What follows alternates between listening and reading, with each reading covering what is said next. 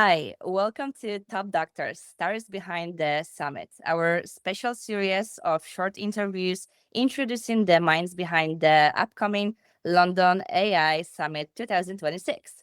I'm your host, Anna, and today we're kicking off with some truly remarkable Dr. Kianor, founder of the Global Summit Institute, practicing dentist, entrepreneur, and global educator, known from the leadership in advancing dentistry through innovation, business excellence, and community building. Dr. Shah is based in Palm Desert, California, where he leads his practice and operates offices while continuing to connect, educate, and inspire dental professionals around the world. Dr. Sa, welcome to the series. It's an absolute pleasure to have you here, and thank you for making the time. Thank you for having me on the show, Anna. Okay, so the London Summit is coming. That's going to be June 2026. We're collecting the speakers. The list is going to be released soon. Maybe let's start with the interview, and let's start at the beginning. Can you tell us, Doctor, a bit about your journey and what inspired you to pursue your path in dentistry and entrepreneurship? In dental school, it was all dentistry, but when I got out, I developed a keen interest in the business side of things because they didn't train us much. And one thing led to another, and I started with the Extraction Academy, an educational event. And from there, I picked up more business concepts, went back and did an MBA and got out and started various ventures. And it's exciting. We can do 30, 40, 50 MODs and you get really good at it. At some point, it gets boring and life calls you to take on different tasks. So that's what I did. That requires some guts, first of all, and also some skills. It's like not everyone is born with this sparkle.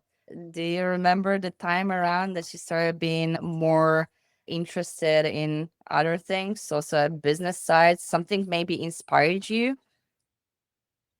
Not particularly. I've been like this since childhood. I've always wanted to explore and learn different things and participate in different adventures.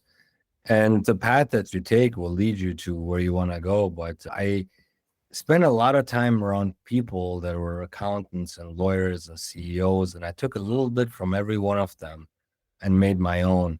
And that sort of led me to learn from mistakes and get better and better at the business side of things. But I vividly remember that advice that I got from one of the executives is to do just that. And now when I make decisions, I recall maybe an interaction I've had over the past 20 years and what the outcome of that was and why I could do it better or what I've learned from that experience. So it's a progress. You don't just jump into it right off the bat. You might have a little bit of an entrepreneurial spirit, but action is always much louder than words ever could be. You need to take action if you want to get into this game and go in it step by Well, step. yeah, absolutely. And the person that you mentioned, was it one of your mentors? Do you think mentorship is important in this kind of way or path you lead?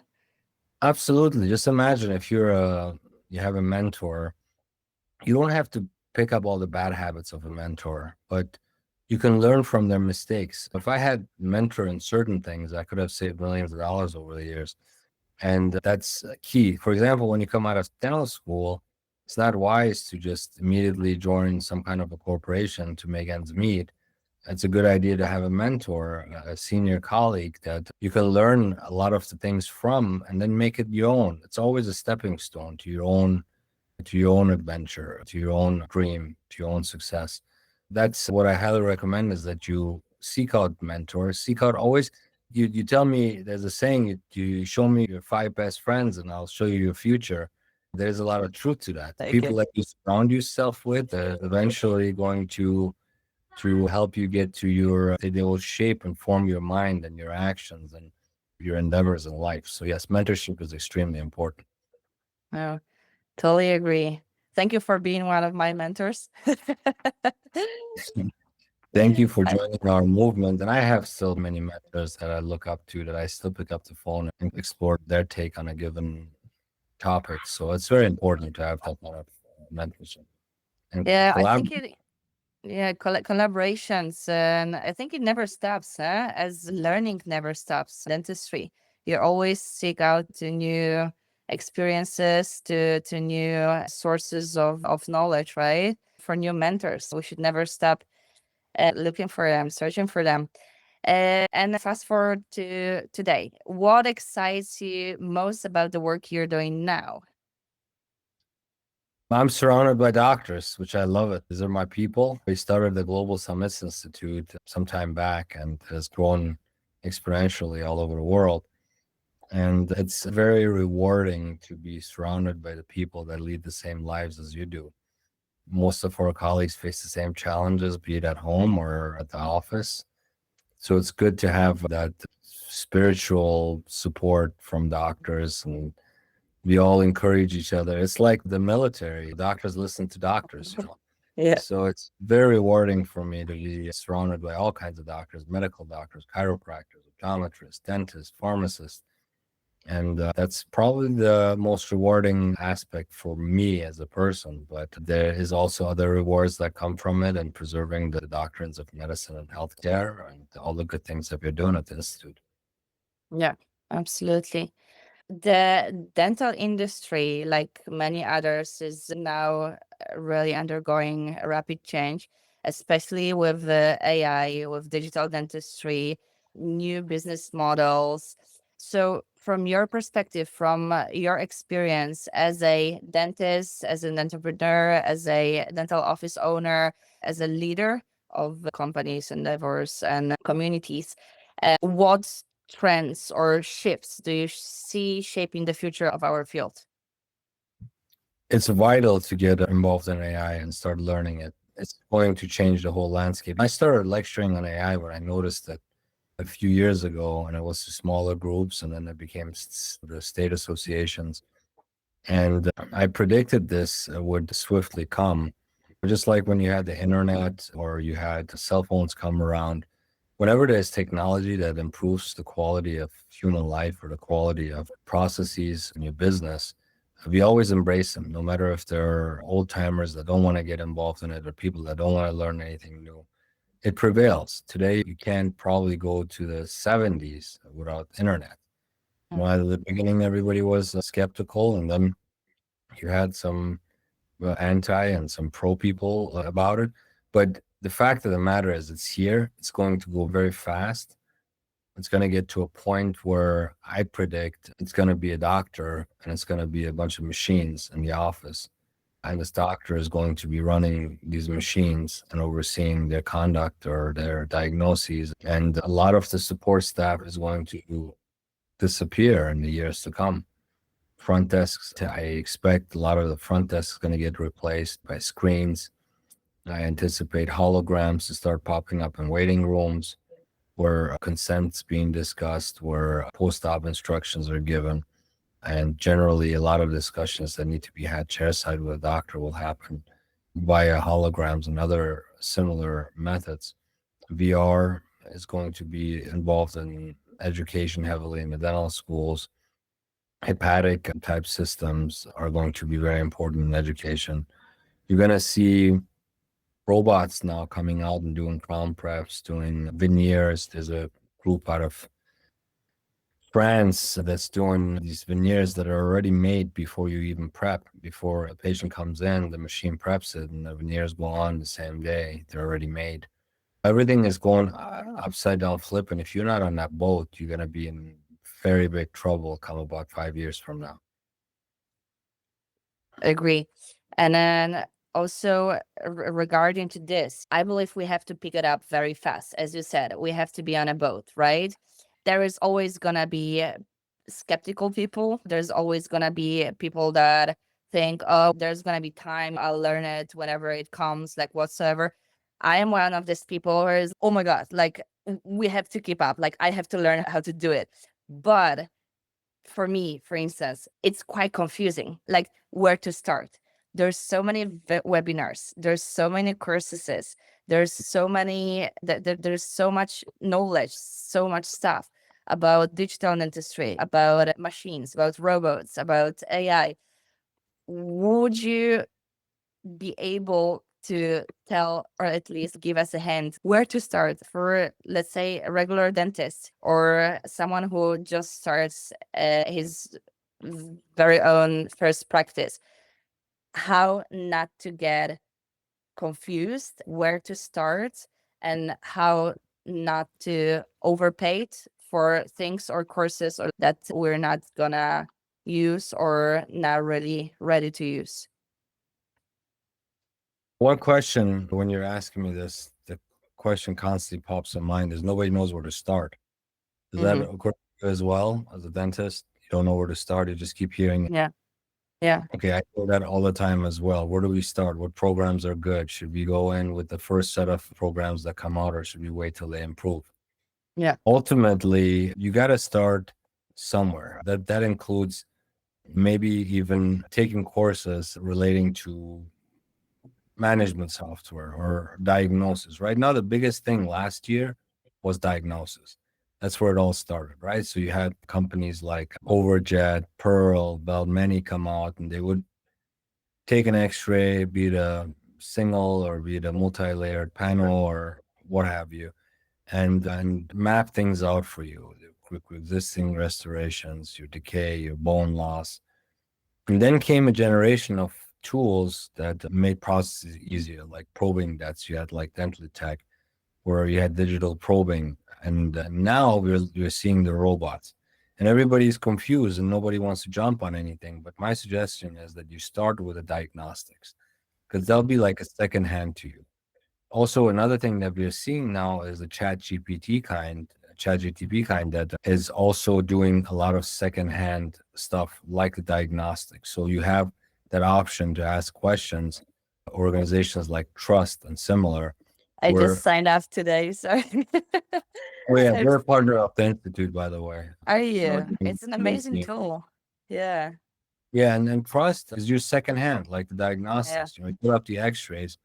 It manipulates everything and puts it on the screen and you show your patient. That's a very powerful tool. It was Yeah. like when the world camera came out, you could show them what you see. Now you can show them what you think when you see. And it's a powerful tool. But Trust, for example, now we've seen these generations of tools that will be second hand to your needs in terms of diagnosis, treatment planning, second consults, right then and there for you to eliminate doubt for more patients as to if they need a crown lengthening, for example, or whatever it may be.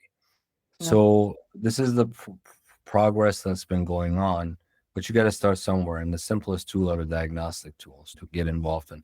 Then there's the rapid turnover, which really concerns me. All of these different type of programs are coming out, but people's softwares aren't compatible. You have to Hmm. make sure whatever software you're using in the office is compatible with a given product, because now the software company holds you essentially hostage because you can't use them or they won't deploy their API to a given product. Now you purchase the product, you can't integrate it.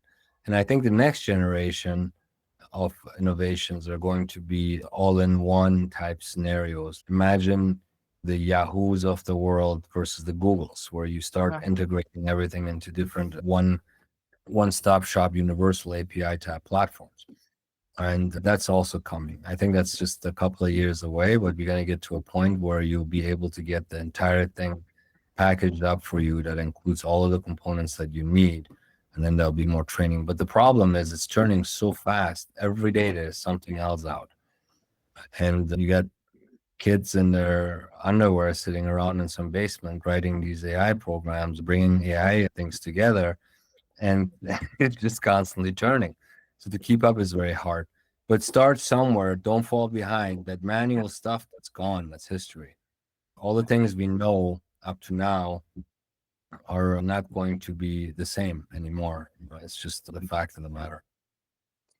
It really changes within months. It's not even years, it's within months that you can spot the change. Crazy. But yeah, it only improves our treatments and how we approach our patients. And I think patients will also feel more comfortable knowing that there's a stable source of information. I see a lot of patients that will come to me and would be like, "Oh, I've been to that doctor. He told me that, but then I checked it in ChatGPT and it says something else. Who should I believe? I think patients start trusting the AI more and more as well. I agreed. Licensed individuals currently are also very well protected because AI just cannot hold a medical license, or we Yeah. would be eliminated without a doubt in due time. So as long as the laws stay on the book and they don't change it, where dentists and hygienists have to have oversight of certain procedures, we're safe. Yeah. Well, let's say reduction of staff, you might still have customer service people running around, greeting patients, taking them in, that type of thing. But essentially, if we don't oversee it, our profession is at a major threat. Robots are here. If you don't oversee it and we don't control it, I don't know why we would be needed in 20 years' time or in 15 years' time, because AI and robots will be able to just do about everything. Yeah. So it's very important that we continue advocating a human touch, human compassion, something that AI doesn't have, which is detrimental. And as a human being, I like to be seen by human beings, not robots. So that's another thing that works for us very well. So it's very important to stay active. If people see something that's unethical or is against our common mission, to root it out and continue using it as a tool that benefits us in every way. Just when my scanner came into my practice 5, 6 years ago, I don't even know how I would practice now without a scanner. Packing cord, manual, impressions, distortions, patients gagging all over the place. Those things are long gone in our office, and my remakes are almost non-existent. Why would somebody not want to brace something like that versus sometimes remaking the crown 4 or 5 times because the patient doesn't like the shape? We could have shaped, we could have mocked it up before, or open margins or whatever. So AI can help you have a better life. It's getting easier for us, but dentists don't mind charging the same fees as they did before. Let's hope we're not gonna get fully replaced.